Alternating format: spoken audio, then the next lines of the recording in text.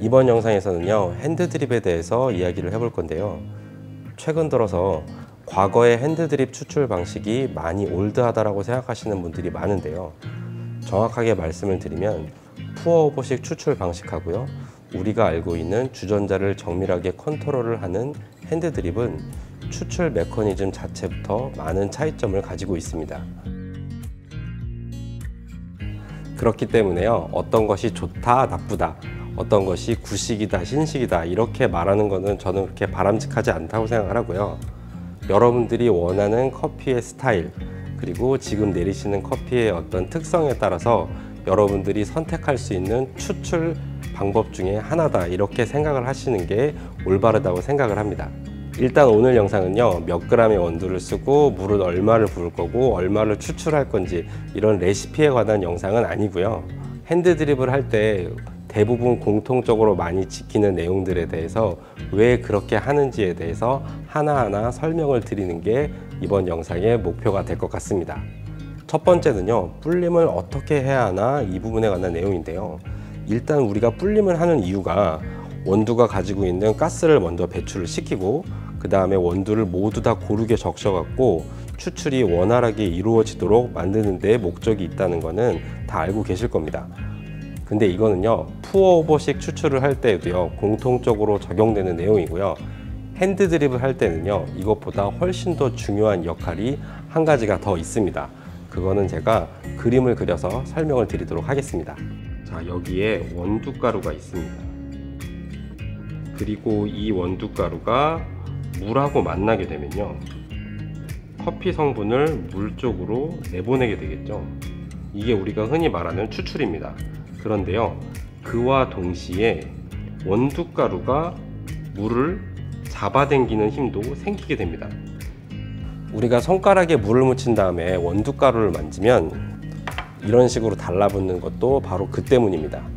일단 물은 점성이 없잖아요. 그렇기 때문에 이 힘을 우리는 원두가루가 가지고 있는 점성 혹은 점도라고 표현을 할 수가 있는데요, 이 점성은 우리가 과학 시간에 배운 힘, 즉 F 값으로 표현을 할 수가 있습니다.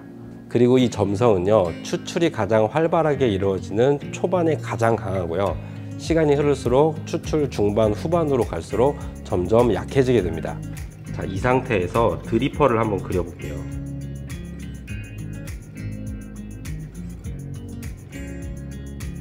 자, 원두가루가 이렇게 있겠죠. 우리가 불림을 한다는 것은요, 이 원두 사이사이에 물을 채워넣는 것과 같습니다. 만약에 보시는 것처럼 사이사이에 빈틈없이 물이 채워지게 되면요, 원두가루하고 물 사이에 작용하는 점성은요 가장 강한 맥시멈 상태가 됩니다.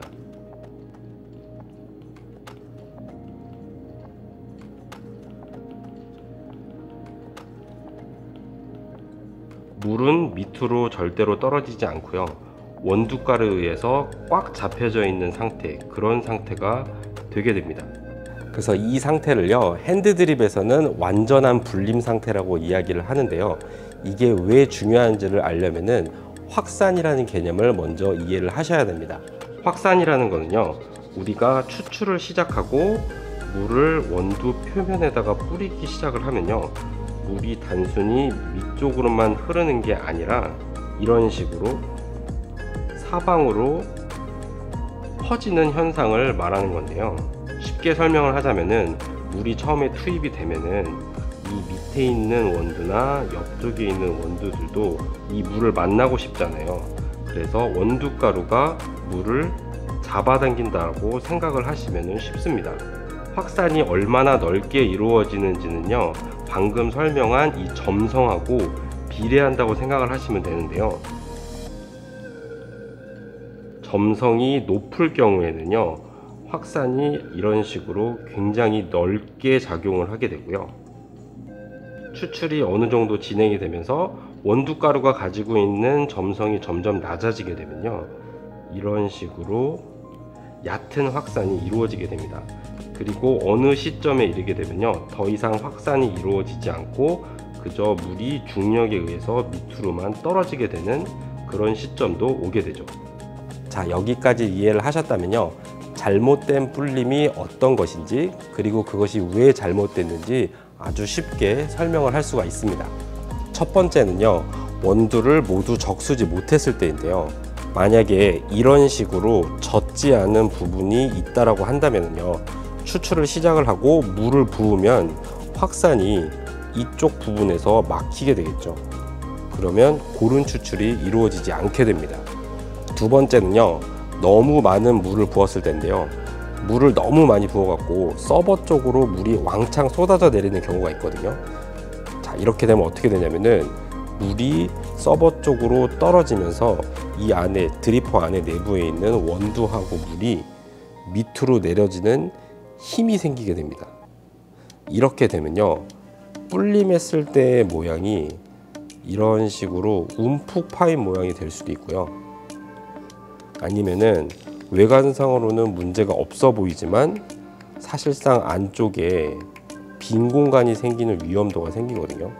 이렇게 돼버리면은 당연히 추출을 할 때 물의 확산에 이제 걸림돌이 되기 때문에 고른 추출이 이루어질 수가 없게 됩니다. 그래서 불림을 요약을 하면요, 모든 원두가루가 물하고 섞여서 강한 점성에 의해서 한 몸으로 되어 있는 상태, 그거를 불림이라고 이해를 하시면 될 것 같고요. 요거를 잘 이해를 하셨다면 앞으로 제가 이야기를 하는 거는 아주 쉽게 이해를 할 수가 있습니다. 첫 번째는요, 왜 가는 물줄기가 중요한가인데요.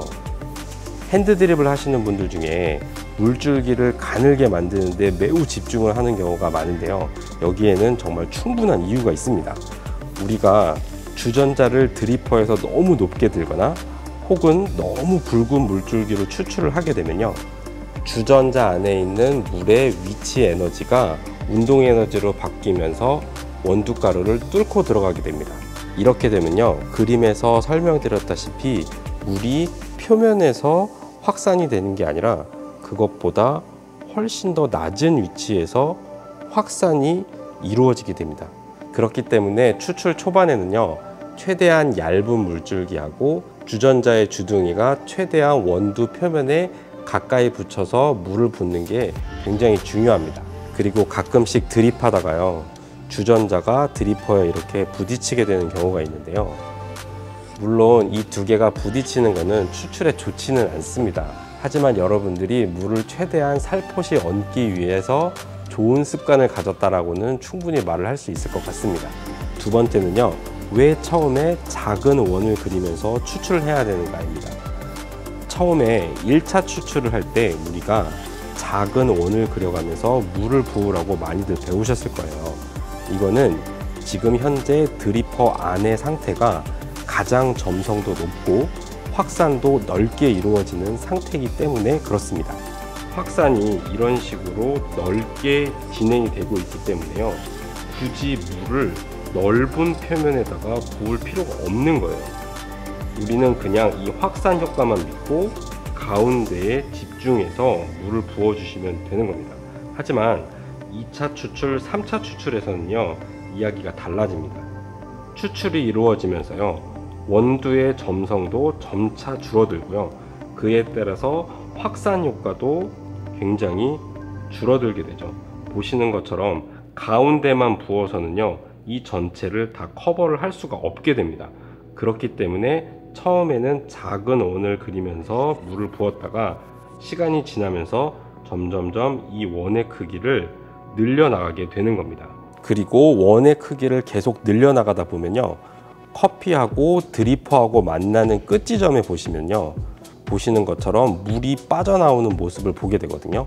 이 상태가 어떤 상태냐, 물이 가지고 있는 점성을 모두 잃은 상태, 즉 더 이상 확산이 이루어지지 않는 상태가 되었다는 것을 말하는 겁니다. 지금부터는요, 물이 더 이상 확산이 되지 않기 때문에 굳이 정성 들여서 물을 부으실 필요가 없습니다. 그냥 투어오버식 브루잉하고 같은 방식으로 물을 부어주시면 됩니다. 그러면은 여기서 할 수 있는 질문 하나가요, 우리가 1차 추출, 2차 추출, 3차 추출 이렇게 다음 추출로 넘어갈 때 과연 어느 시점에서 물을 다시 붓기 시작해야 되는가? 저는 커피를 처음에 배울 때요, 처음에 불림을 했을 때 그 커피빵의 높이를 잘 기억을 했다가 그 높이가 됐을 때 물을 부으라고 배웠거든요. 이것도 이제는 왜 그렇게 해야 되는지 쉽게 이해를 할 수가 있습니다. 만약에 여러분이 처음 불림 상태보다 더 낮은 위치에서 물을 다시 붓게 되면요, 확산이 시작되는 지점이 꼭지점이 아니라 훨씬 더 밑에서 시작이 되기 때문에요, 상대적으로 테두리 부분에 있는 원두가루는 추출이 원활하게 이루어질 수가 없게 됩니다. 마지막으로 추출 종료는요, 서버 안에 여러분들이 추출하고 싶은 양이 충분히 찼으면요, 드리퍼 안에 커피와 물이 얼마만큼 남아있든지 상관하지 말고 드리퍼를 드러내서 추출을 종료하시면 됩니다. 이 부분은 푸어오버식 브루잉 방식하고 굉장히 다른 부분이죠. 내가 얼마만큼의 물을 부었느냐가 중요한 게 아니라 얼마만큼이 추출이 되었는지만 보고 추출을 종료하시면 되는 겁니다. 네, 설명을 하다 보니까 또 말이 굉장히 길어졌는데 제가 봤을 때 또 굉장히 지루한 영상이 될 것 같은데, 핸드드립이라는 것이 나름대로 굉장히 독특하고 개성 있는 추출 방식이라는 거에 대해서 여러분들이 좀 이해를 하셨으면 좋겠습니다. 이 푸어오버식 브루잉 방식하고 핸드드립 방식하고 정확하게 어떤 차이점이 있는지에 대해서는 제가 나중에 꼭 영상을 만들어서 한번 보여드릴게요. 사실 이 부분은 공부할 수 있는 만한 거리가 정말 많거든요. 그런데 현재 왜 푸어오버식 드립 방법이 유행을 하고 있는지에 대해서도 굉장히 과학적인 근거가 있습니다. 단순하게 뭐 유럽이나 미국에서 유행해서 한국에 들어와서 그걸 따라하고 있다고 생각하시는 분들이 계신데요, 그거는 절대로 아니고요. 그 부분에 대해서는 나중에 정말 심사숙고해서 영상을 만들어서 여러분들께 보여드리도록 하겠습니다. 네, 영상이 도움이 되셨다면 구독, 좋아요 꼭 눌러주시고요. 다음 시간에 더 좋은 내용으로 찾아뵙도록 하겠습니다. 즐거운 커피 라이프 되시기를 바라겠습니다. 들어가세요.